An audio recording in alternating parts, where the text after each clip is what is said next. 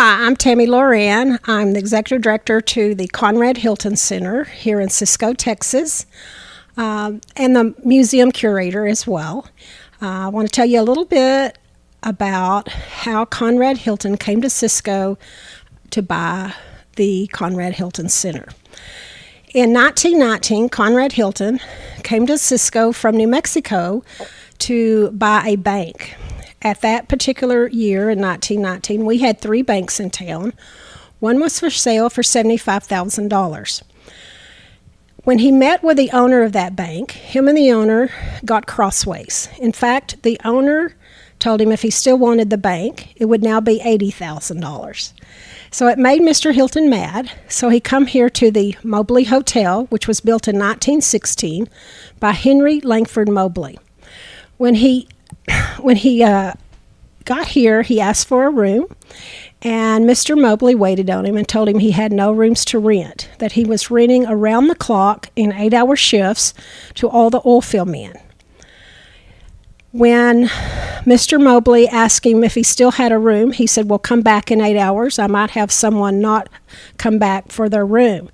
Of course, then Mr. Mobley asked him, are you in town for all the oil field business? And Mr. Hilton replied, no, I came to town to buy a bank, but I couldn't get the bank bought.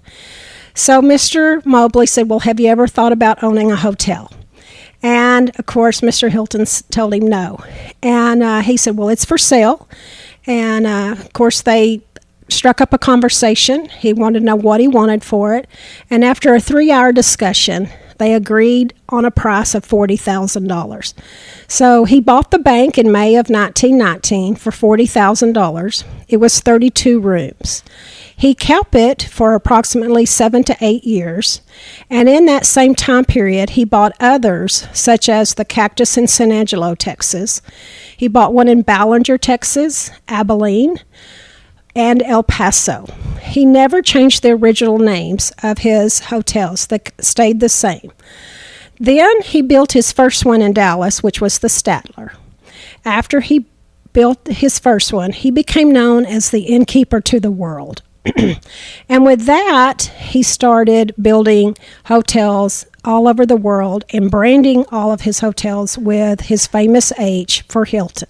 After his passing in 1979, at the age of 92, this building that you see today fell on some hard times and then was restored back to a functional building in 1986 when it reopened as a community center.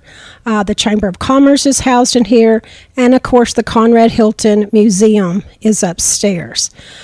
During a time period in the 70s, this particular building was a nursing home. Other than that, we also understand that this building was for sale at one point for $5,000. Since then, it has been used as an attraction to the city of Cisco with visitors from all over the world, including just recently some people from Italy. If you want to travel to Cisco to see the Conrad Hilton Center, we are open 5 days a week from 9 to 12 and 1 to 4. We ask that a donation be made to keep the museum open. We are also open on Saturdays from 11 to 1. While you're in Cisco, go ahead and take advantage of some of the other great things that we have to offer, such as wineries, a brewery. We have a restaurant with a bar. We have, of course, at one time, the world's largest man-made swimming pool. We have hiking trails through our old zoo. Those are just to name a few things that we are known for. But probably one of our most famous is the Santa Claus bank robbery, which took place on December 23rd, 1927. At that particular time, we had 4 men, one was a local, robbed our First National Bank of Cisco, which is still standing today. The last lynching was one of the men that robbed the bank, that his name was Marshall Ratliff. He was the one that dressed up in a Santa Claus suit because he knew that all the locals would know him.